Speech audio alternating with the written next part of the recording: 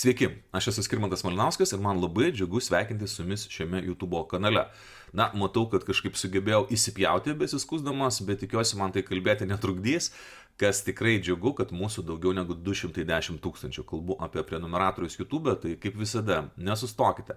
Parašykite komentarą, paspauskite patinka, prenumeruokite. Mums tai yra didžiulė pagalba, jūs tai puikiausiai žinote. Ačiū. Facebook'e aš prieš keletą dienų taip pat pasiekiau 100 000 sekėjų. Didelis, gražus, apvalus skaičius, tai ačiū visiems. Na ir taip pat aš sakiau, kad jokios reklamos nededu, tačiau darau išimtis savo draugam, kurie daro panašius dalykus kaip ir aš. Kūrybinė veikla, dabar mes daug kalbam apie kultūrą, apie meną, na, o mano draugas Jaunius Petraitis parašė knygą ir tą knygą jau rekomendavo daug žmonių, daug žinomų žmonių, recenzijas galite rasti šitos knygos. Tu kažką turi, gyvenimo statybos romanas. Tai tikrai ne tik tai tiems, kurie statėsi, planuoja statytis arba dabar statosi namus, šita knyga bus įdomi. Aš ją aišku pasidėsiu už nugaros savo, kad matytumėte, bet šita knyga bus įdomi visiems, nes tai yra knyga apie gyvenimą. Ir aš tikrai pradėjau ją skaityti, jinai mane pagavo, Jauniau, turi talentą, tęsk, na, o visiems, kuriem įdomu, kurie nori susipažinti, tiesiog nepraeikite knyginę pro šalį, jeigu norite, užsukite internete į internetinį knygyną ir nusipirkite šią knygą, tokiu būdu padrasinsite žmogų, kuris tikrai pradeda stipriai, na ir aš jums garantuoju, kad nenusivilsite. Knygose pilna dalykų. Na ir taip atsitiko, kad praėjusią savaitę gavau dar vieną dovaną, kurią noriu pasidžiaugti. Nežinau, ar sufokusuosiu, jūs galbūt tai matote, tai yra generolas Jonas Žemaitis. Yra suvenyrinė moneta, štai taip atrodo gražiai jos reversas, pagal kurį galite suprasti, jog buvau Lietuvos karo akademijoje ir dalinausi savo patirtimi su kariškiais, su studentais ir su dėstytojais. Ta patį netrukus padarysiu Rukloje, tikiuosi, kad jiem tai yra naudinga, man tai yra tikrai įdomu. Na ir dar vienas kuriantis žmogus, su kuriuo aš noriu jūs greitai supažindinti, Aurelija, jos Instagram paskyra. Matote, Aurelijos rankose 15 minučių laikraštis, mes šiandien apie Delfi daug kalbėsimės, bet prieš savaitę 15 minučių stuktelėjo 20 metų. Labai graži apvali data, teko būti gimtadienyje. Na ir Aurelija ne tik rinkodaros specialistė, bet jin taip pat dainuoja. Nežinau, ar kada nors teko jum ją matyti, bet nueikite, pasiekite, susipažinkite, pasižiūrėkite, galbūt patiks ir galbūt jinai turės jūsų asmenyje dar vieną klausytoją. O dabar, kaip ir sakiau, dažniau bus minimas Delfi portalo pavadinimas, nes su dviem žurnalistais ir savo draugais, tai yra su Kristina Pocytė ir Tomu Janoniu, mes aiškinomės Rūdininkų kelio istoriją, bet tai yra ne tik tai Rūdininkų kelio istorija.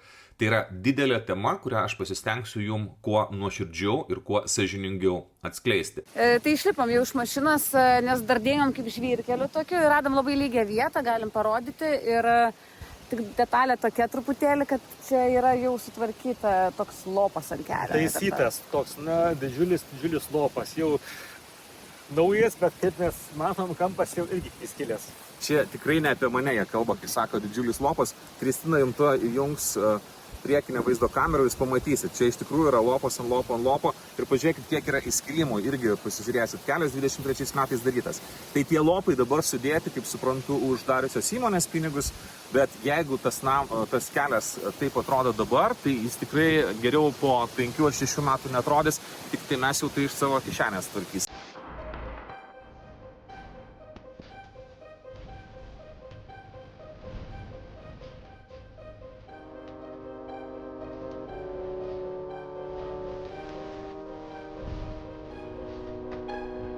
Tai, ką jūs dabar matėte, Delfi žiūrovai, yra visiškai naujas kelias, kuris keliauja iki pat poligono. Kokia problema, ką mes čia matysim, Tomai? O problema yra ta, kad visiškai naujas karinio poligono kelias, bet jis jau yra su broku. Ir tai, žodžiu, tik tai jį nutiesus, iš karto prasidėjo remonto darbai. Tai ar čia normalu, mes galim paklausti Skirmanto nuomonės. Iš tikrųjų, įdomi yra tema, mes gana daug išleidžiam pinigų įvairiam dalykams susijusiam su infrastruktūra, keliai aišku svarbu ir dar svarbiau, kad yra kelias į karinį poligoną. Va, čia viskas, taip atrodo. Byra tas kelias, čia. Ar jūs kada nors žaidėt puzzle? Tai va jūs matote, priešais yra kelias, tada yra lopas uždėtas, čia yra kita spalva, ar ne? netgi matote, išeina į truputį kelkraštį, dabar važiuojam žemyn, čia yra antras lopas uždėtas, tai yra dar trečia spalva. Šitas kelias, kad šito apkarpo yra jau lopytas tikrai ne vieną kartą. Ir dabar pažiūrėkit, dar šalia yra įskilimo linijos. Galą galima pasižiūrėti, kaip tas kelias atrodo. Tai čia tvarkyti reikės tikrai nuolatos. O 22 plus 25, žinot, ką reiškia? Taip. Ne. Sudėjus beveik mano gimtadienis, aš tiek metrą, ir ne, kuriuos reikės tvarkyti. 22-25, įdomu, koks metro savikina. Tai šiuo atveju Krašto apsaugos ministerija patikino, kad jie daro viską, kad tas brokas būtų šalintas, bet jūs pasižiūrėkit, kaip atrodo, o atsiprašau, kelių 23 metais, man atrodo, čia buvo nutiestas šitas kelias ir iš esmės jau yra lopai nuo pirmų metrų. Tai mes kol kas negalim pakliūti toliau, bet suprantu, kad ten situacija yra dar prastesnė. Tai akivaizdu, kad jeigu tu padarai kažkokį darbą, pabandykit įsivaizduoti trinkelėmis klotą kiemą arba namą pastatytą ir nuo pirmų dienų tu jame negali gyventi, reikia lopį tvarkyti ir taip toliau, matyt, tai nėra labai kokybiška. Ir svarbiausias dalykas, kad taip, tai yra įmonė, kuri turi ryšių su politikais, kurie šiuo metu yra labai įtakingi ir greičiausiai šitas brokas kojas nepakiš toliau tuos kelius ir kitokius dalykus daryti. Iš pirmo žvilgsnio atrodo, kad tai yra labai paprasta situacija. Yra karinis poligonas, ten yra tiesiami keliai, į tai investuojami didžiuliai pinigai, tie keliai turi būti patvarus, nes ten važinės ne šiaip technika, bet taip pat ir sunkioji karinė technika, įskaitant tankus. Atsiranda skandalinga situacija, kai Fegda savo kelio ruože, nes keliai tiesiami ne vienos įmonės, ten vyksta atskiri konkursai kiekvienam kelio ruožui, vėlgi tai yra didžiuliai pinigai, mes čia kalbame apie 10 milijonų, bet šiuo atveju uždaroji akcinė bendrovė Fegda betonuoja kelią, kuris yra nekokybiškas. 23 metais yra atliekami darbai ir iš karto po jų matosi, kad ten yra bėdų. Tikėtina, kad tos bėdos yra su kelio pagrindu, betonas pradeda aižėti, skilinėti, reikia lopyti, tai mato jau plika akimi ir kariškiai, Krašto apsaugos ministerija ir tiesą pasakius visi, įskaitant ir pačią Fegdą, sutinka, kad tai yra brokas, kurį reikia šalinti. Aišku, yra ginčas, kiek ten to broko, kiek jo reikia šalinti, Fegda norėtų šalinti tik tai dalį, Krašto apsaugos ministerija ir kariškiai sako, mes norime, kad kelias būtų tinkamas, atitiktų visus reikalavimus taip, kaip buvo tartasi, kas reiškia, jog gali tekti kur kas daugiau kelio tvarkyti. Fegdai aišku, kad tai yra nuostoliai, bet kadangi yra garantija, kadangi jinai pripažįsta, jog yra padarytas brokas, atrodytų, jog čia būtų galima visą tai pabaigti, nes Krašto apsaugos ministerija garantuoja, vėlgi įsikišus žurnalistams, kad tikrai šito reikalo taip nepaliks ir jeigu nebus geranoriškumo iš bendrovės pusės, tada kreipsis į teismą.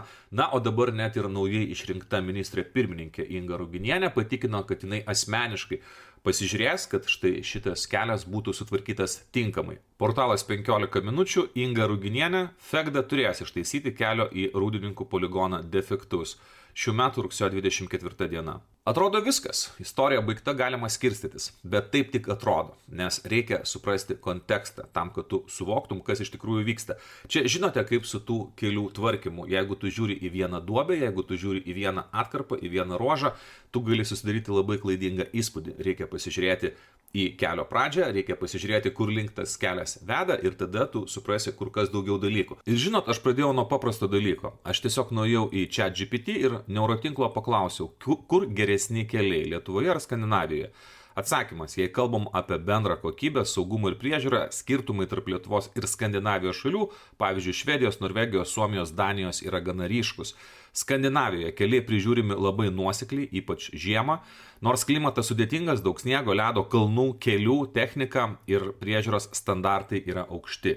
Taip pat kokybė ir ilgaamžiškumas. Keliai dažniausiai tiesiami iš aukštesnės kokybės dangos, todėl mažiau duobių net ir po žiemos. Infrastruktūra, daug modernių tiltų, tunelių, aplinkelių dažnai integruotų į gamtą, net atokiesniuose regionuose keliai paprastai tvarkingi, nors ir siauresni, ir eismo saugumas taip pat yra didesnis. O Lietuvoje pagrindinis magistralinis kelias Vilnius, Kaunas, Klaipėda, taip pat Via Baltica yra geros arba labai geros būklės.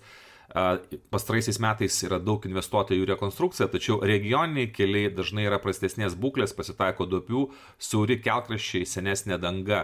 Žiemą priežiūra vykdoma, bet dėl klimato ir finansų skirtumų ne visada tokia efektyvi kaip Skandinavijoje.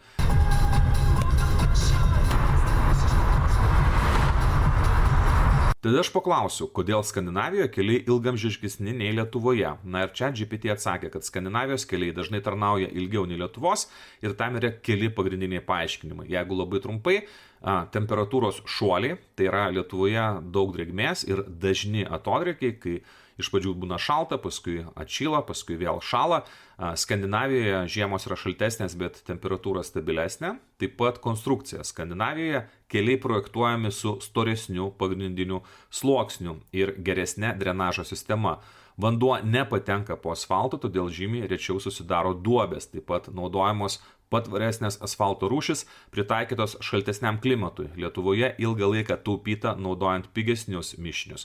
Taip pat investicijos ir standartai. Skandinavijos šalis turi didesnius biudžetus ir taiko griežtesnius statybų standartus. Kelių statytojai privalo užtikrinti ilgalaikę garantiją. Tuo tarpu Lietuvoje iki šiol nemažai kelių buvo tiesiami pigesniais sprendimais, kad sutaupytų pradiniai statybai, nors vėliau priežiūra kainuoja daugiau. Neįtikėtina, bet netgi ChatGPT žino atsakymą į šitą klausimą, kuris Lietuvoje yra vieša paslaptis, arba jisai kelia labai daug sudėtingų diskusijų. Atsakymas yra labai paprastas.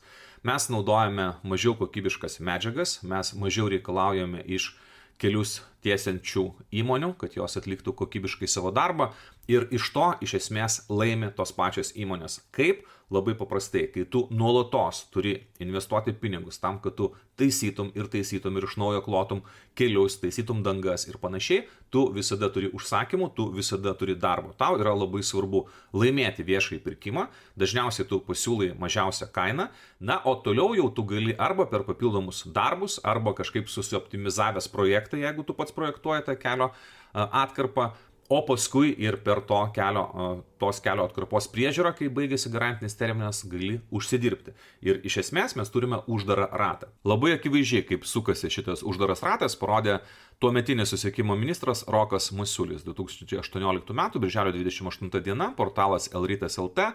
Rokas Masiulis dėl blogai nutiestų kelių valstybė patyrė 16 milijonų eurų žalą. Na ir čia yra kalbama apie tai, kad audituoti 33 valstybiniai keliai, aš galbūt visko necituosiu, tik tai citatą pažodinę Roko Masiulio, dėja pasitvirtino blogiausios prognozės. Iš 33 tirtų kelių tik 4 keliai yra be defektų. Dar įdomiau, kad net 18 kelių iš vis negalėjo būti priimti dėl padarytų pažeidimų šiuos kelius statant, bet darbai buvo priimti, kas parodo priežiūros institucijų aplaidumą. Ne aplaidumą tai parodo, o korupciją pirmiausia tai parodo. Ne tik pats darbas buvo blogas, bet ir projektavimo metu nebuvo suprojektuota teisingai. Viso to pasekmė yra ta, kad keliai yra lūžtantis. Ketvirtadienį spaudos konferencijoje sakė Rokas Masiulis. Čia kalba apie Sauliaus Skvernelio vyriausybę, man teko dirbti šioje vyriausybėje taip pat. Aš puikiai prisimenu, kiek tada buvo daug spaudimo tam pačiam Rokui Masiuliui iš kelininkų, sakant, kad žiūrėkite, jisai visiškai bereikalo tirština spalvas, o ten buvo padaryti labai elementarūs tyrimai. Pirmiausia, buvo pasižiūrėta, vėlgi, darant tokius nedidelius gręžinius, pasiemant mėginius, ar iš tikrųjų danga, kuri yra nutiesta, ar jinai atitinka pagal savo kokybę įsipareigojimus, kurios buvo prisiėmęs kelio statytojas. Tai yra vienas dalykas. Antras dalykas, kalbant apie projektavimą, čia beje visiškai ta pati situacija kaip yra Rūdininkuose, kai yra konkursas, kurio laimėtojas turi ne tik tai tą kelią nutiesti, bet jisai pats projektuojasi viską, tai tu gali iš tikrųjų susiprojektuoti taip, kad tu padarysi, pigiausiomis sąnaudomis, bet visiškai nebūtinai tai bus ilgalaikis ir kokybiškas kelias. Dar blogiau yra, kai tu turi vieną kelią, kuris yra ruožais dalinamas skirtingom įmonėm ir jos daro kiekvieną savo projektą ir paskui tiesia savo ruožą. Beje, mes tą pamatysime Rūdininkuose, net nebejoju, ateityje. Čia mes galime grįžti prie Delfi teksto. Milijonus kainavęs kelias jau byra. Jį tiesusi įmonė turi ryšių su socialdemokratų lyderiu. Ir ne tik su lyderiu, apie tai taip pat pasikalbėsime. Šiek tiek gaila, kad tas tekstas yra prenumeratoriams, bet visą esmę jūs tikrai išgirsite.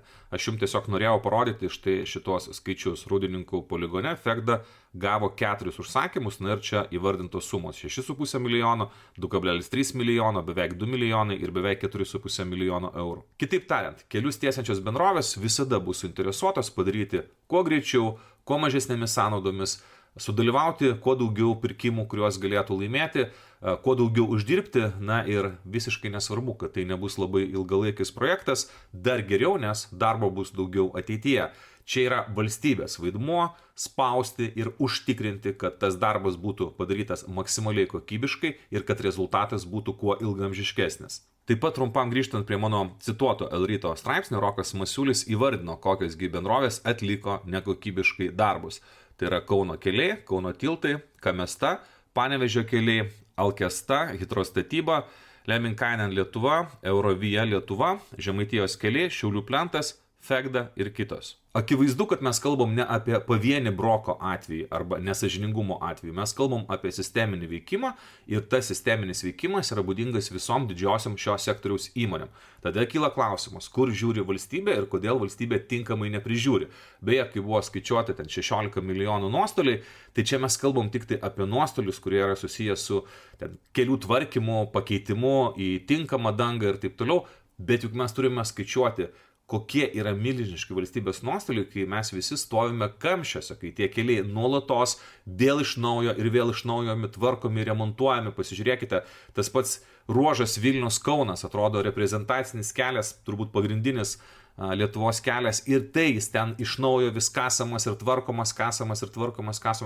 Kodėl tu negali padaryti taip, kad tavo danga tiesiog ilgiau būtų tinkama važinėti, tada žmonės nestovės kamščiuose, paskaičiuokite, kiek yra sudeginama kuro, kaip yra teršiama gamta, kiek yra sudeginama žmonių laiko. Pavyzdžiui, kai jie vėluoja į tą patį darbą, žodžiu, tie nuostoliai dar labiau didėja. Į klausimą, kodėl politikai linkę kapituliuoti prieš štai tokius verslininkus, aš atsakysiu ne vienas. Aš paprašiau pagalbos Mediaskopo, tai yra žiniasklaidos stebėsenos bendrovė, tikrai gavau labai daug nuorodų, daugiau negu 400, gavau gerą santraupą, ačiū labai Vilūnė, taip pat sveikinu tave su gimtadieniu, na ir jūsų dėka mes turime galimybės naudoti vis daugiau instrumentų ir aišku, bendradarbiausime ir ateityje, kai reikės susirasti informaciją. Visko tikrai necituosiu, neišsigąskite, bet yra keletas dalykų, kurie yra esminiai ir kuriuos aš jums noriu pacituoti, kelis straipsnius parodysiu. Taigi, 2020 m. vasario 17 diena portalas Elrytas LT stumbrės mirtimi pasibaigusioje medžioklėje įtakingi Seimo nariai ir verslininkai.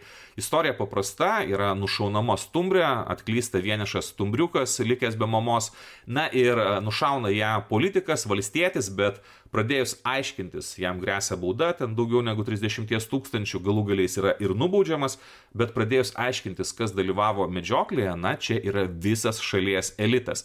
Tiesiog pacituosiu, sausio 2 vykusioje medžioklėje dalyvavo Seimo ekonomikos komiteto pirmininkas socdarbietis Rimantas Sinkevičius, tai priminsiu, kad jis yra buvęs ir susisiekimo ministras, dabar jis yra įtakingas socialdemokratas, o jo sūnus Mindaugas Sinkevičius yra šios partijos pirmininkas. Buvęs europarlamentaras socialdemokratas Zigmantas Balčytis, buvęs Seimo narys Jonas Jagminas, įmonės Grigėjo didžiausias akcininkas Gintautas Pangonis, Biovelos bendraturtis Virginijus Kantauskas, advokatų kontoros Eleks Valiūnas, įkūrėjas Rolandas Valiūnas, dėmesio kelių tiesimo įmonės Fegda, vienas akcininkų Arvydas Gributis.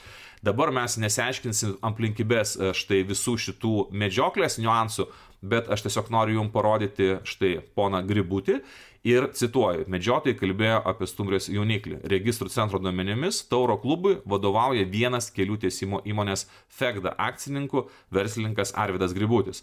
Jis Baltic News Service patvirtino, kad klubas organizavo medžioklę sausio 2 dieną, jis pats dalyvavęs su sūnumi ir broliu. Į medžioklę buvo pakviesti 5 klubo nariai, kas pakvietė kitus, verslininkas sakė nežinantis. Mes su Mindaugu Lapinsku kiekvieną savaitę patronams įdedame savo podcastą. Dažniausiai tai yra daugiau negu 2 valandų diskusija svarbiausiomis ir įdomiausiomis mums temomis. Ir viename iš podcastų aš jau esu pasakojęs. Aš tai miniu todėl, kad tai nėra mano išgalvota istorija, tai jau buvo aptarta nežinant štai visų šitų niuansų. Kai vyko, jūs turbūt prisimenate, kažkuriuo metu vyko 2 procesai. Tai yra Mindaugas Sinkevičius privalėjo trauktis iš užimamų Jonavos mero pareigų, jisai turėjo trauktis iš savivaldybių asociacijos vadovo pareigų ir jam teismas uždraudė dirbti darbą, kuris yra susijęs su vadovo pareigomis, taip pat Seimo nario pareigomis ir taip toliau. Ir buvo klausimas, ką jisai darys toliau. Jisai nuėjo dirbti į būtent bendrovę Fegda, jisai tenai dirbo komercijos direktoriumi ir tuo metu vyko kitas procesas. Tai yra buvo keičiamas Via Lietuva vadovas. Via Lietuva tai yra valstybinė įmonė, kuri iš esmės užsiema keliais Lietuvoje.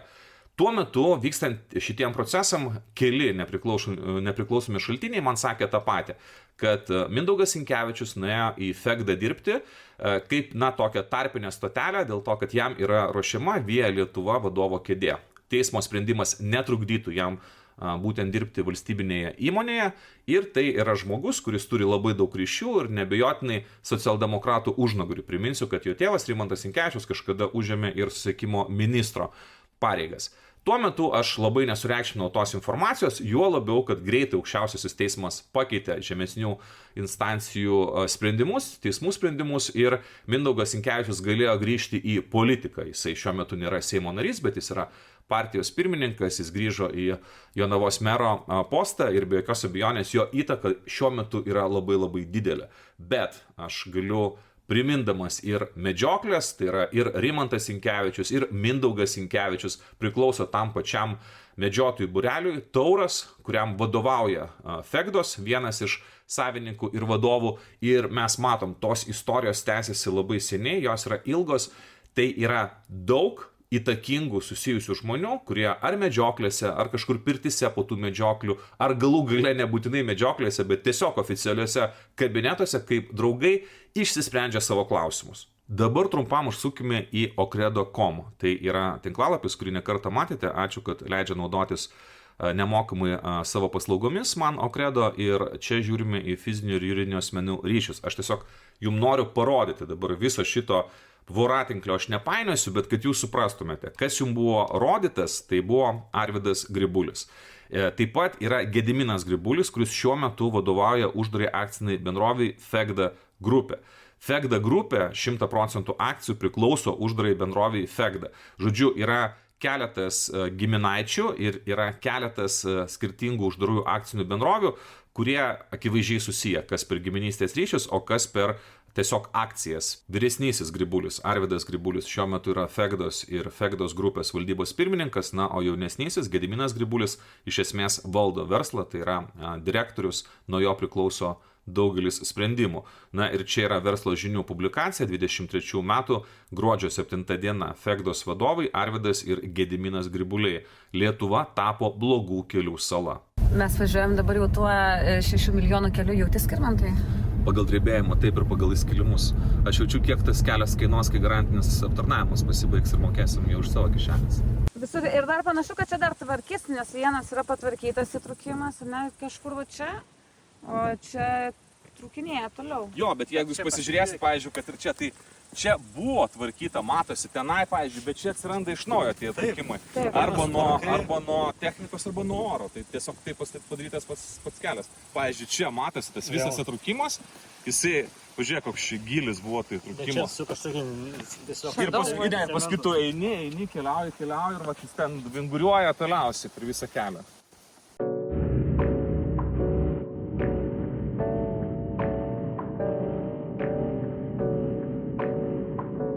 Nu, Tomai, matai liniją, pasirašėm, 3, 2, 1.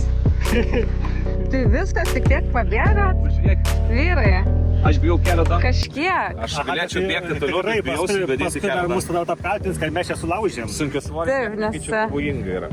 Aš visiškai sutinku, Lietuva tapo blogų kelių sala, bet jūs prie to tiesiogiai prisidedat ir aš kalbu ne tik tai apie Rūdininkų kelią. Portalas 15 minučių 2019 m. rugpjūčio 14 diena. Lietuvos automobilių kelių direkcijos vadovas po kelių audito. Kai kuriems rangovams bus atleista, o kitiems užsidarys visos durys. Kaip tos durys užsidarinėja, mes netrukus pasikalbėsime, bet dabar keliaukime prie mūsų dominančios vietos. Vėlgi Rokas Masiulis, susisiekimo ministras tuometinis, kuris inicijavo auditą, sukčiauja kelio kokybės sąskaita.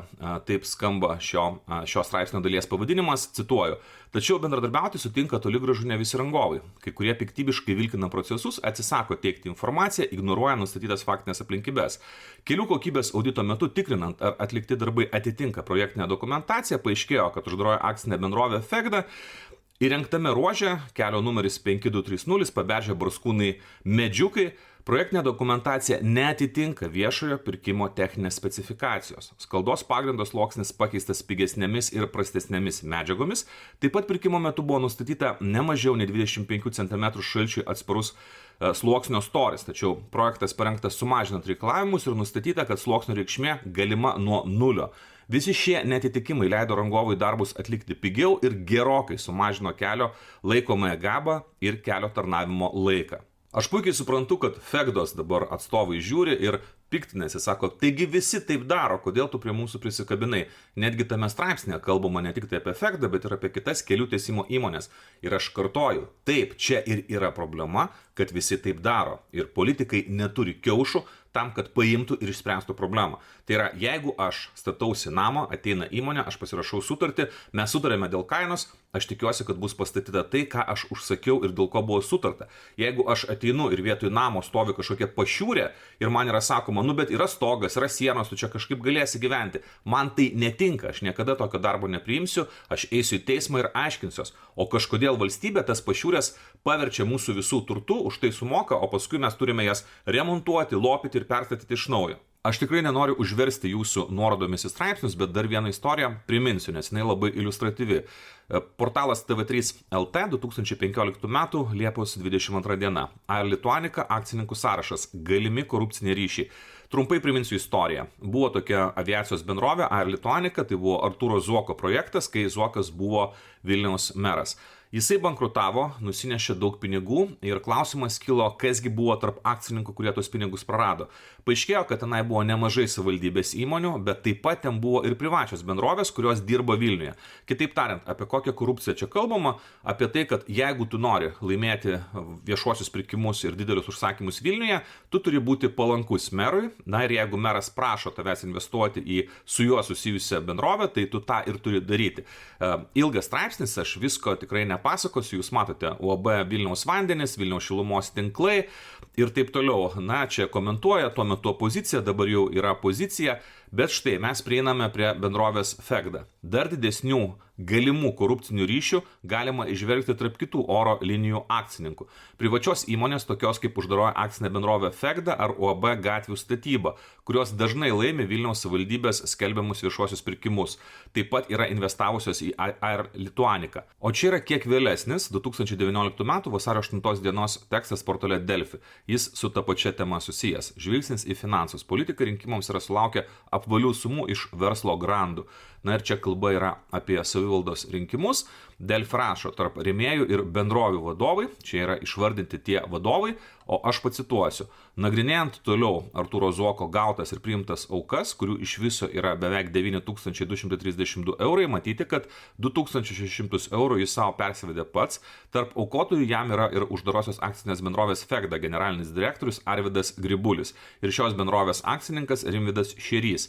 Abu pervedė po 1000 eurų. Ši bendrovė užsiema kelių ir gatvių tiesimu, miesto infrastruktūros ir inžinierinių tinklų remontų ir įrengimu. Fegda yra viena iš bendrovių, kuri dalyvauja Vilniaus savivaldybės administracijose viešuosiuose pirkimuose. Vėlgi, nieko nelegalaus. Kur noriu, ten investuoju, ką noriu, tą remiu. Viskas suprantama, bet akivaizdu, kad tu neremi atsitiktinio politiko.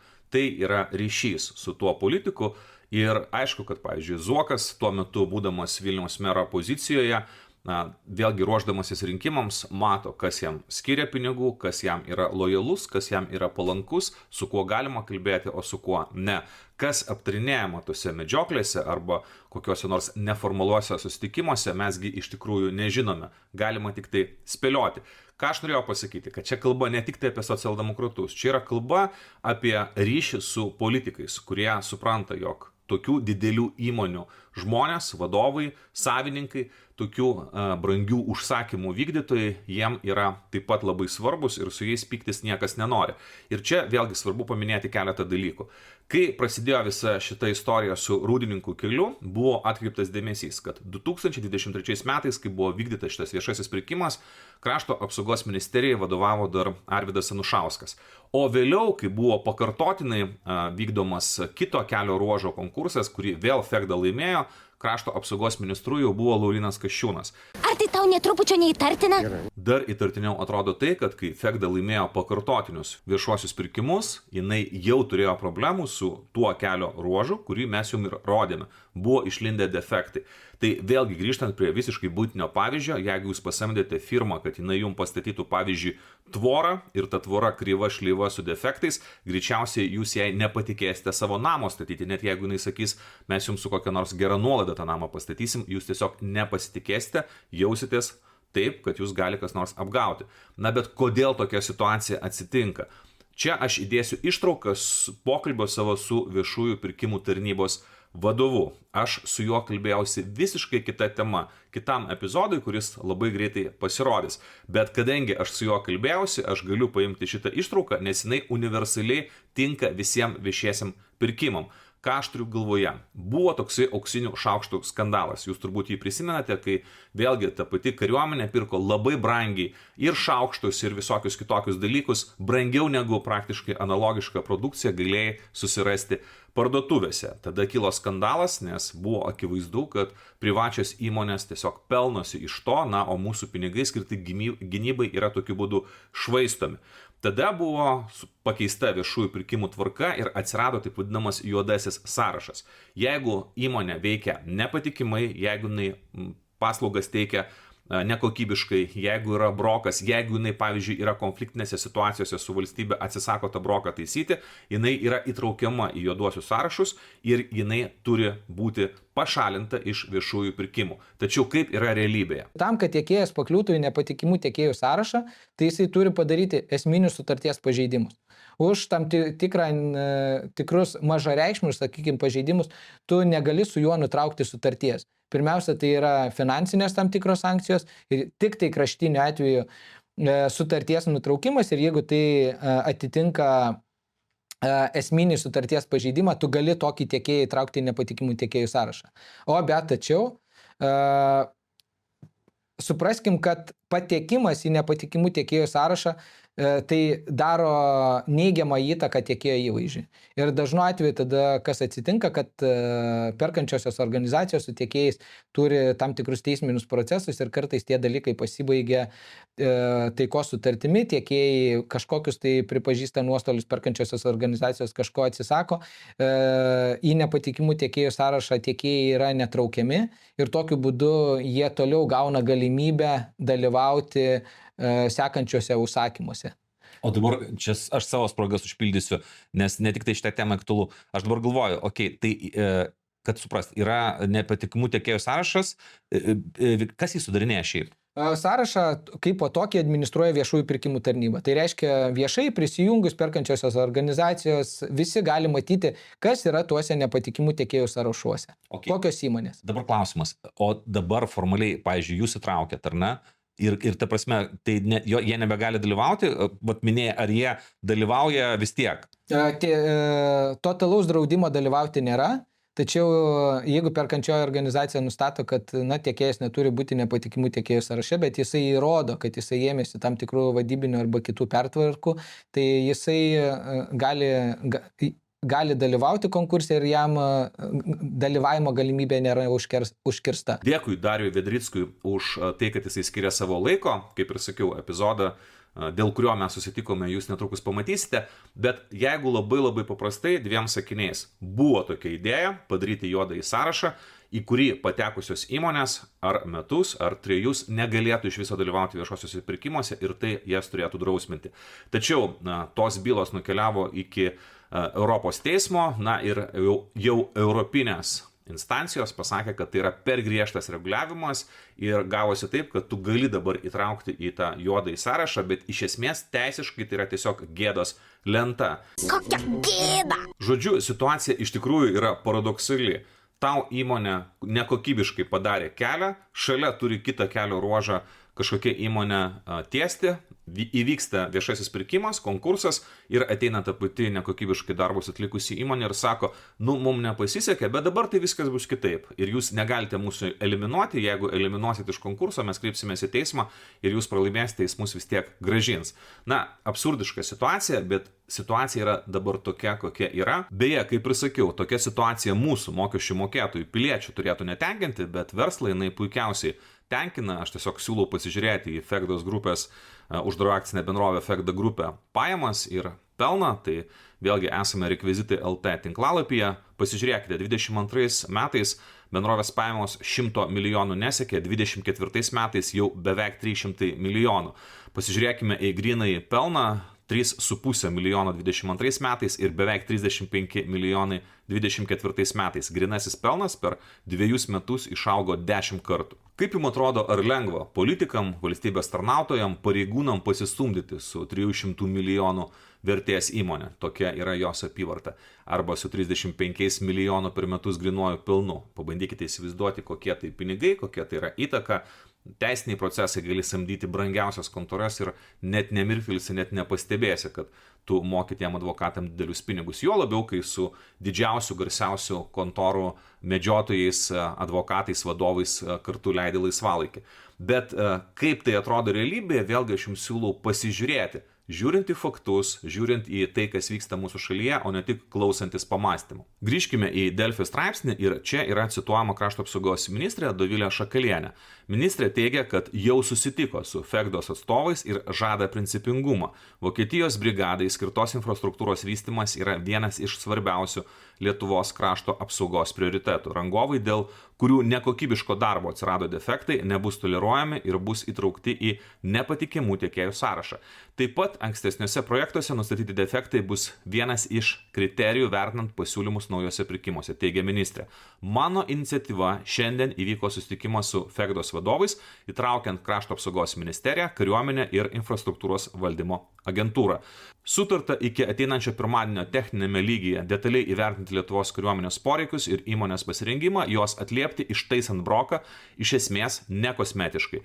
Nepavykus pasiekti sutarimo, turėsime sudėliotą tolesnių praktinių ir teisinių žingsnių planą. Sutikite, kad nėra dėl ko reikšti pretenzijų Doviliai Šakalieniai, bent jau kol kas. Jinai nevadovavo ministerijai, kai vyko viešieji pirkimai, jinai aiškiai sako, kad jai nepriimtina tokia situacija, jinai deda pastangas, kad tą situaciją ištaisytų. Aš ją viešai kritikavau dėl to, kad žurnalistam nebuvo pateikta audito išvada, bet jinai buvo nuasmeninta, galų gale jinai buvo pateikta, mes galėjome su juo susipažinti ir taip pat Dovilė Šakalienė, mano žiniomis, turėjo biuletenį, sirgo, tai tikrai ne viskas taip greitai vyksta, tai galbūt ir aš paskubėjau ją kritikuoti. Aišku, aš sakiau, Dovilė Šakalienė yra deleguota socialdemokratų, o Fegda yra susijusi taip pat ir su socialdemokratais. Tačiau straipsnis išėjo trečiadienį, Dovilė Šakalienė, mano žiniomis, su Fegda susitiko antradienį. Antradienio vakarą straipsnis dar nebuvo pasirodęs. Prieš jūs yra Mindaugo Sinkevičiaus paskyra. Beje, šiaip aš jos nepamatyčiau, nes Mindaugo Sinkevičiaus pasirodo esu užblokuotas. Visada smagu, kai politikai blokuoja žmonės. Aš pats tai dažnai darau, bet nesu politikas, o politikai vis dėlto turėtų būti visiems tolerantiški, kritikai tolerantiški, na ir galų gale, jeigu yra svarbi informacija, jinai turėtų pasiekti visus. Na, bet matyt, Mindaugas Sinkevičius turėjo savo priežasčių, linkėjimus tai galiu perduoti. Tačiau prieš 4 dienas, jūs matote, rugsėjo 23 diena, 7:15 minučių pavakarę, aš šeštadienį baiginėjau įrašinėti šitą epizodą, Mindaugas Sinkevičius rašo: praėjusią savaitę specialiųjų tyrimų tarnyba pradėjo ikiteisminį tyrimą dėl galimai neskaidrių karinių transporto orlaivių įsigijimo aplinkybių iš Brazilijos bendrovės. Šį įsigijimą planuoja krašto apsaugos ministerija. Šiaip labai keista, jūs tą istoriją turbūt girdėjote, aš dabar nesimsiu spręsti, ar mums reikalingi ar nereikalingi kariniai lėktuvai, visai ne apie tai kalba. Mindaugas Sinkevičius kritikuoja krašto apsaugos ministeriją ir vėlgi tai yra jo partijos ministerija, jo partijos deleguota ministrė. Toliau jisai pasakoja aplinkybės ir štai ką dėsto. Mano pozicija aiški, negali būti nė kalbos, kad krašto apsaugos ministerija ar jai pavaldžios įstaigos pasirašytų sutartį dėl šių lėktuvų įsigijimo, kol nėra baigtas STT ikiteisminis tyrimas. Turi būti gauti visi atsakymai dėl skaidrumo. Tai yra Mindaugas Sinkevičius nėra krašto apsaugos ministras, bet jisai dėlioja, kaip turėtų veikti krašto apsaugos ministerija ir dar daugiau. Štai ką jis rašo. Todėl prašysiu naujosios vyriausybės ir ministrės pirmininkės sudaryti darbo grupę, kuri atliktų analizę dėl šio pirkimo tikslingumo ir argumentuotai atsakytų Seimo komitetui bei visuomeniai, ar verta pirkimą dėl lėktuvų tęsti, ar kol kas naudingiau atidėti, bei dėmesį ir lėšas skirti kitiems svarbesniems gynybos prioritetams. Įprastai ministrus pozicijos atakuoja opozicijos lyderiai štai tokiais viešais pareiškimais. Ir aš sunkiai prisimenu situaciją, kai partijos pirmininkas atakuotų savo ministrę. Net jeigu jis iš tikrųjų taip mano, tai dažniausiai tiesiog tai yra vidinių pokalbių tema, bet ne štai tokiais viešais pareiškimais yra veikiama. Nes iš esmės čia yra išreiškiamas nepasitikėjimas ministre. Sakoma, mes virš krašto apsaugos ministerijos sudarysime papildomą darbo grupę, kurią sudarys ministrė pirmininkė, tarsi nepakaktų krašto apsaugos ministerijos atsakymų komitetui, ir tada mes komitetui pateiksime išvadas. O dabar kalbant apie komitetą. Mes esame Lietuvos Respublikos Seimo tinklalapyje ir jūs matote Seimo nacionalinio saugumo ir gynybos komiteto narius. Na ir jūs pasižiūrėkite, ar čia nieko netrūksta. Na, čia trūksta dviejų dalykų. Pirmiausia, komitete jau nėra Dovilės Šakalienės, kuri yra krašto apsaugos ministrė, ir tai yra labai neįprasta, nes jeigu Seimo nariai vadovauja krašto apsaugos ministerijai, tai akivaizdu, kad pagal jų profilį jie turėtų priklausyti būtent nacionalinio saugumo komitetui. Tai buvo su Laurinu Kasčiūnu, kai jisai buvo krašto apsaugos ministras. Arvydas Anušauskas taip pat buvo komiteto narys, kai jisai buvo krašto apsaugos ministras. Bet čia yra dar vienas svarbus dalykas. Nėra komiteto pirmininko. Matote, kad šiuo metu komiteto pirmininko pavaduotojas Laurinas Kasčiūnas yra. Bet akivaizdu, kad socialdemokratai teiks savo vadovą ir šitas vadovas bus Rimantas Sinkevičius. Tai yra Mindaugo Sinkevičiaus tėvas. Žinote, buvo toks Netflix serialas puikus House of Cards. Kas eina į politiką, pasižiūrėkite, tai čia tas lietuviškas politinis kortų namelis. Sinkevičius jaunesnysis, visai neseniai dirbęs Fegdoje, gavęs ten atlyginimą, išvakarėse straipsnio šauna strėlę į krašto apsaugos ministrę, vos tik tai jinai susitinka ir pasako keletą griežtesnių žodžių Fegdai. Aš nei kiek nebejoju, kad jo medžioklės partneriai, draugai ir darbdaviai paskambino Mindaugui Sinkevičiui, arba susirašė, arba kažkur susitiko ir sako: Mindaugai, mes nesuprantam, kaip čia drįsta dabar tavo ministrė mums dar kažkaip pirštų grumoti, mes čia dar pakliuvom į kažkokią viešųjų ryšių krizę, žiūrėk, mes čia su tavimi esam tokiuose geruose santykiuose, tu pas mus darbą suradai, galbūt vėl reikės kažkada to darbo ieškotis. Na ir štai Mindaugas Sinkevičius aiškiai duoda suprasti, kad jis yra nepatenkintas Šakalienę, ir tai pasako įvardindamas opozicijos iškeltą klausimą dėl lėktuvų pirkimo. Tuo pat metu Sinkevičius vyresnysis, kuris neturi absoliučiai jokios kompetencijos, kalbant apie nacionalinį saugumą ir gynybą, jo visai kita biografija. Jisai buvo susisiekimo ministras, jisai dirbo kaip Seimo ekonomikos komiteto vadovas, tikrai visai kiti klausimai. Staiga jisai tampa NSGK arba artimiausiu metu taps NSGK pirmininku. Tai Fegda trina rankomis. Fegda yra laiminga, aš labai stipriai abejoju, ar Ruginienė arba ta pati Šakalienė galės Fegdai ką nors padaryti. Akivaizdu, kad Fegda greičiausiai norės užgesinti šitą viešųjų ryšių krizę kuo greičiau, tai jiem tie 6 milijonai, jūs matėte, kokie pelnai ir kokios apyvartos, tai jiem ten visą tą kelią iš naujo nutiesti turbūt yra juokų darbas, vien tik tai tam, kad visa tai pasibaigtų ir visi nutiltų. Bet įtaka, apie ką aš kalbėjau, šitas uždaras ratas, tu padarai broką, tu padarai netinkamą kelią, tada tu turi draugų, politikų ir panašiai, visa tai politiniu lygiu yra tvarkoma, na, o tavo pinigai kapsi, tu eini pasiminėjai naujus užsakymus ir visą tai darai iš esmės nebaudžiamas. Ar suvokėt nusipelnės pavyzdinės bausmės? Taip, ponė teismo pirmininkė. Iš viršelio šio epizodo ir iš pavadinimo jūs matote, kad mūsų dar viena labai įdomi tema laukia. Aš jai skirsiu mažiau dėmesio ir mažiau laiko, nes viską galima trumpai, drūtai papasakoti tenai. Taip pat aš, kadangi visai neseniai tos temos ėmiausi, dar tiek daug informacijos neturiu, bet aš nebejoju, kad ją pratęsiu. Tačiau baigdama šitą temą noriu pasakyti, man teko su skirtingais šaltiniais bendrauti. Ir yra žmonių, kurie sako, dabar jūs čia prie Fegdos prisikabinote dėl to, kad pamatėte tą kelią, bet jūs nežinote, kas bus su kitais keliais, tam pačiam Rūdininkų poligone, kai jais bus pradėta aktyviai naudotis, nes dabar yra, pavyzdžiui, kelio ruožai, kuriais nevažinėjama arba važinėjama labai mažai. Na ir vėlgi keliamas klausimas, pavyzdžiui, ką mes darysim, kai ateis laikas patiem, kai baigsis garantinis laikotarpis ir ateis laikas patiem iš savo kišenės tuos kelius taisyti, vėlgi bus papildomos išlaidos. Aš visą tai suprantu. Aš suprantu ir daug kartų pakartau, kad FEGDA nėra čia kažkokia išimtis. Aš tiesiog sakau, kad mes turime sisteminę problemą, kurią reikėtų spręsti. Ir net kalbant ne apie Rūdininkų poligoną, bet kalbant bendrai apie Lietuvos kelius. Mums reikia daryti taip, kad jie kuo ilgiau laikytų, kad mums reikėtų juos kuo mažiau remontuoti, kad būtų kuo mažiau nepatogumų žmonėm ir pirmiausia galvoti apie žmonės, o ne apie politikus, kurie, pavyzdžiui, nori pigiai, bet kuo daugiau išasfaltuoti, kad kokiam nors savo rinkėjui įsiteiktų, ir ne apie bendrovės, kuriom yra labai paranki tokia situacija, kai iš esmės gali klastoti, gali daryti broką, gali visiškai pakeisti sąlygas konkurso, laimi vienomis sąlygomis, paskui projekte visai kiti dalykai, jūs matėte, aš visą tai citavau ir rodžiau, na ir jos sugeba iš to uždirbti milžiniškus pinigus, jūs visą tai matėte. Šita situacija turėtų baigtis, bet ar jinai baigsis? Labai labai abejoju, todėl kad tiesiog aš nematau politiko, kuris galėtų, iš principo pasipriešinti tokiom didelėm bendrovėm. Dovilė Šakalienė pabandė griežtesnį žodį pasakyti, pasižiūrėsim, kuo jai pačiai visą tai baigsis. O dabar keliaujam prie buvusio politiko kažkada, dabar milijonieriaus, vieno turtingiausių lietuvių, Antano Guogos. Jūs turbūt jau matėte, visoje žiniasklaidoje pasirodė šitą informaciją. Paklausęs draugo patarimo, Antanas Guoga prarado daugiau negu 1 milijoną eurų.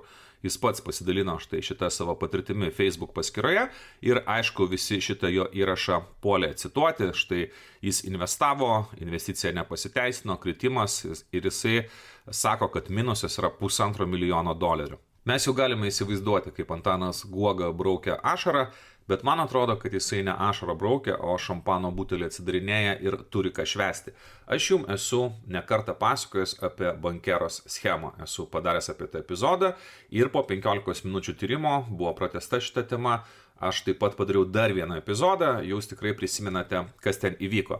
Antanas Guoga tenai labai svarbu vaidmenį vaidino, iš esmės viskas labai paprasta. Pažadė tai, kas yra praktiškai neįgyvendinama, kad bus sukurtas pirmas ES licenciją turintis kriptobankas, surenkė per ICO, Initial Coin Offeringą, tai yra pirminį monetų siūlymą pinigus, surenkė didžiulę sumą, mes kalbam apie 10 milijonų, paskui nuvertėja tie nusipirkti tokenai, tampa praktiškai beverčiai, o žmonės, kurie susirinko pinigus, padaro kažkokius visai kitus dalykus, aišku, įsigyja banką Vanuatu ir labai prabangiai gyvena, dabar gali vaidinti labai rimtus verslininkus.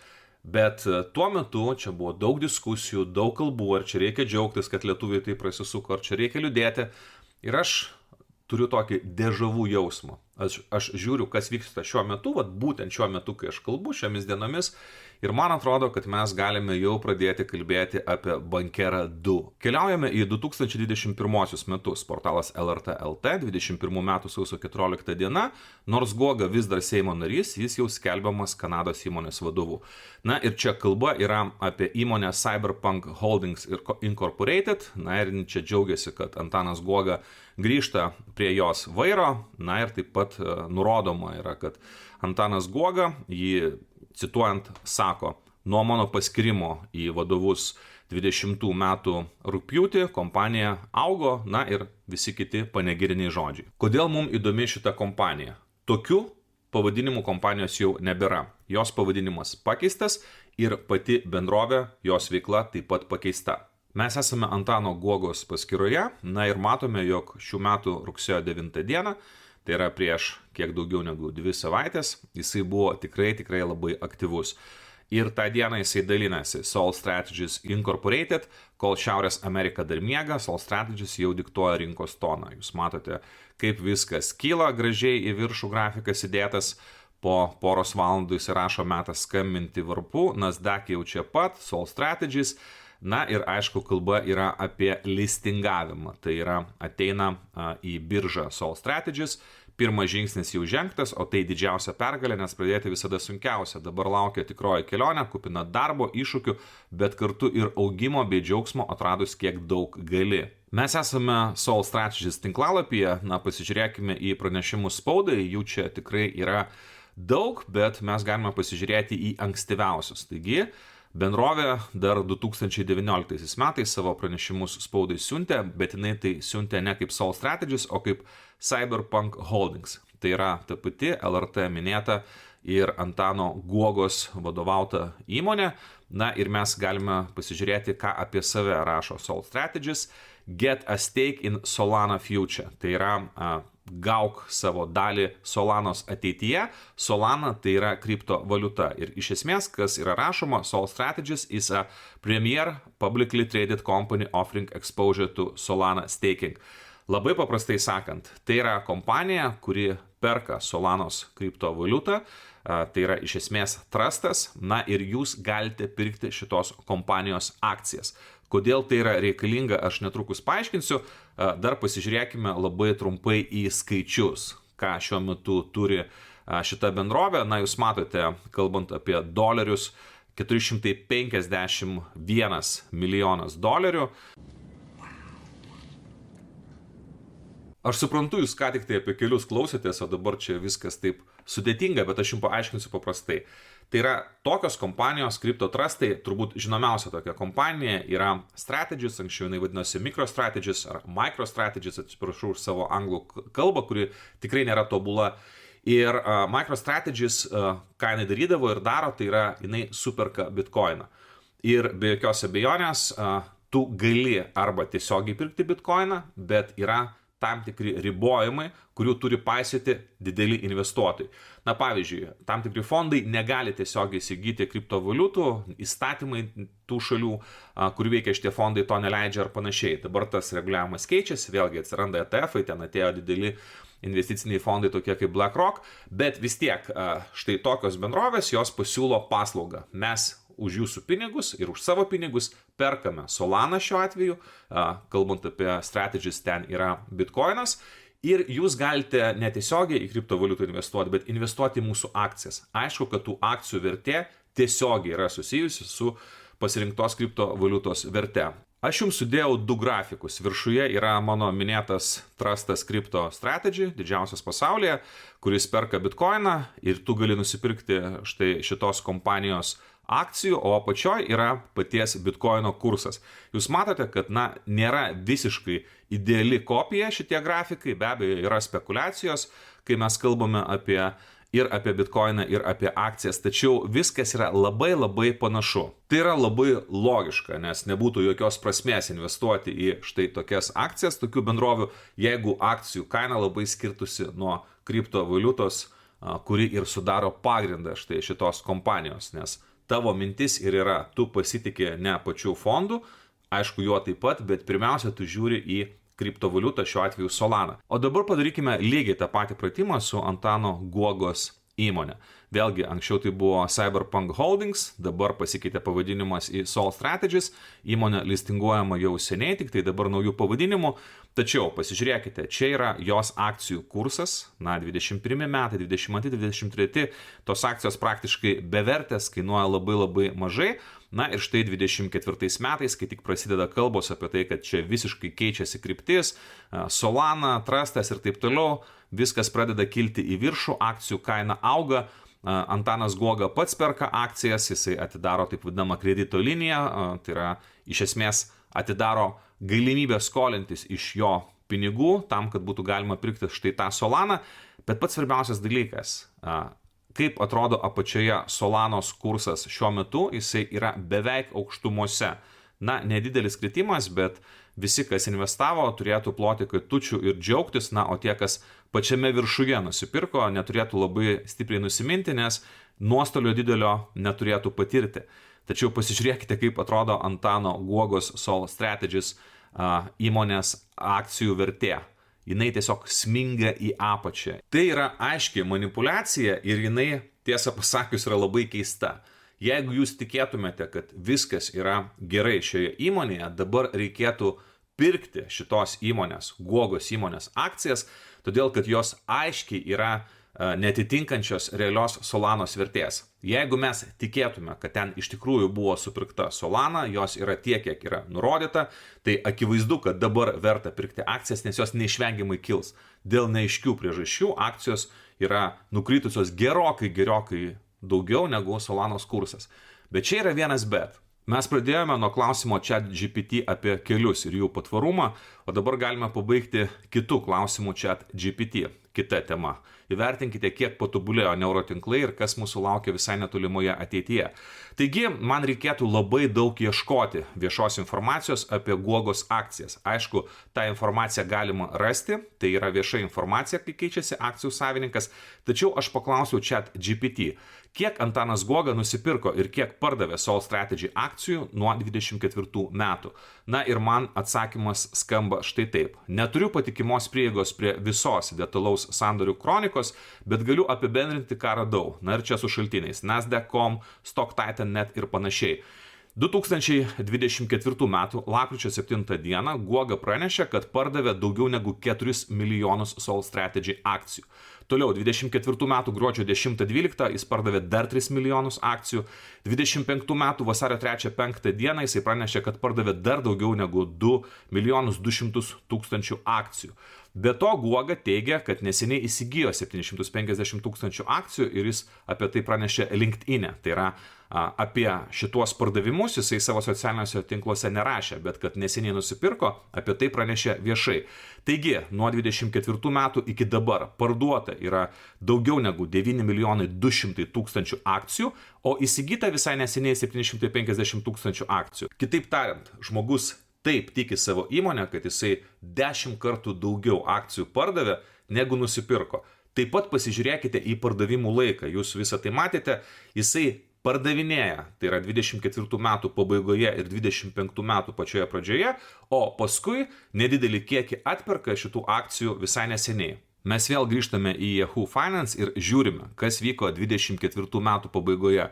Jūs matote, kaip tik tuo metu yra pakilimas, kai yra pradedama pardavinėti, paskui 25 metų sausio mėnesis yra pats pikas ir vasario mėnesį yra dar pardavinėjama. Tai yra iš esmės viskas parduodama idealiu metu.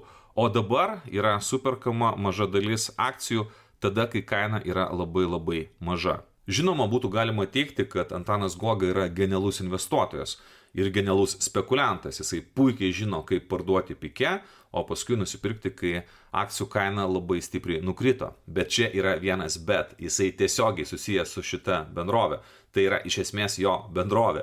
Ir angliškai yra toks terminas kaip inside trading. Tai yra nusikaltimas. Už tai numatyta baudžiamoji atsakomybė, jeigu tu tokiu būdu manipuliuoja rinką. Aišku, visada yra tam tikri ribiniai atvejai. Pavyzdžiui, Elonas Muskas garsėjo tuo, kad pavyzdžiui, parašydavo kokį nors tweetą, arba dabar sakytume žinutę X tinkle, arba dėl to kyla kokia nors panika, visi puola pardavinėti Tesla, arba Teslos akcijas, arba dėl to kaip tik kyla džiaugsmas, euforija, visi puola pirkti, na, o jis to naudojasi ir vėlgi arba parduoda, arba perka ir iš to uždirba. Tačiau pats svarbiausias dalykas, pabandykite įsivaizduoti, jeigu jūs esate investuotojas ir jūs išgirdote apie Sol Strategy, apie Solaną, jūs galvojate, puiku, aš pasinaudosiu štai šitą galimybę, investavote, Solana kyla į viršų, o jūs važiuojate į apačią ir jūs galvojate, kas atsitiko, aš viską padariau teisingai, ar aš nesijaučiu šitoje vietoje apgautas, ar iš manęs tie pinigai nebuvo tiesiog pasisavinti. Tuo pat metu pasipila pačios įvairiausios naujienos. Na štai čia yra rugsėjo 22 diena, prieš mažiau negu savaitę, Sol Strategies generalinė direktorė, mes esame tinklalapyje The Block, generalinė direktorė Leah Wald, vadovavusi perėjimui prie Solana kontroliuojančios bendrovės, atsistatydina. Šiuo metu internetas verda, specializuoti formai, Redditas, vyksta tenai diskusijos, aišku, kalbama apie sąžiningumą, bet aš jas nesivelsiu, jų necituosiu, nes aš nežinau, kas ten rašo, nežinau tų žmonių. Jų patikimumo aš galiu tik tai pasakyti, kad tai yra tikrai šviežia informacija, viskas vyksta šiuo metu ir mes pasižiūrėsime, kaip tai išsispręs. Bet vėlgi, ir Antanas Guoga, kaip ir minėjau, tas pats Mindaugas Sinkevičius gali sakyti, mes nesuprantam, ko čia Malinauskas kabinėjasi. Antanas Guoga gali sakyti, aš nieko nemanipuliuoju, yra rizika investuojant, yra laisva rinka, akcijų kainos gali kristi, gali aukti, ko tu čia prisikabinai. Mindaugas Sinkevičius gali sakyti, jokio efekto man jokios įtakos nedaro. Bet aš jums siūlau neklausyti, ką sako žmonės, o pažiūrėti, ką jie daro ir pasižiūrėti į faktus. O faktai sako, kalbant apie Antaną Guogą, labai paprastą dalyką. Labai tikėtina, jog jis ir uždirba daugiausiai iš štai šitų labai didelių svyravimų akcijų kainos, o akcijų kaina neatspindi Solanos kurso. Tai reiškia, kad jeigu tu investuoji į štai tokį kriptotrustą, tikėdamasis, kad Solana kils, automatiškai kils ir akcijų vertė, tu gali labai stipriai nusvilti. Jis lošdavo greit, netaupydamas ir turėjo tiek pinigų bei kreditų, kad galėjo nuvaryti mus į bankrotą. Ir tai yra beveik viskas. Kodėl sakau beveik? Priminsiu, paskutinėme epizode aš jūsų klausiau, kreiptis man į teismą ar nesikreipti dėl asmens, kuris mane išvadino ten paskutiniais žodžiais. Man ne tai svarbiau, man svarbiau, kad tai yra asmo, kuris aiškiai, kryptingai veikia prieš valstybę, dergia Ukrainą remiančių žmonės ir taip toliau. Jūs aktyviai komentavote, jūs man rašėte žinutes ir sakėte, taip, kreipkis į teismą. Tai mes ir darome. Šiuo metu ieškinys yra baigiamas, aš prašau savo advokato neskubėk, padaryk viską maksimaliai kokybiškai, suprantu, kad tai kainuos, bet lygiai taip pat suprantu, kad kita pusė pralaimėjusi teismo procesą turės atlyginti mums teismo išlaidas. Tai tiesiog informuoju, kad jūsų nuomonė tikrai man buvo svarbi ir jinai buvo išgirsta. O dabar viskas. Ačiū labai, kad pasižiūrėjote. Po savaitės pasimatysime čia tuo pačiu metu 9 val. Ryte. Iki.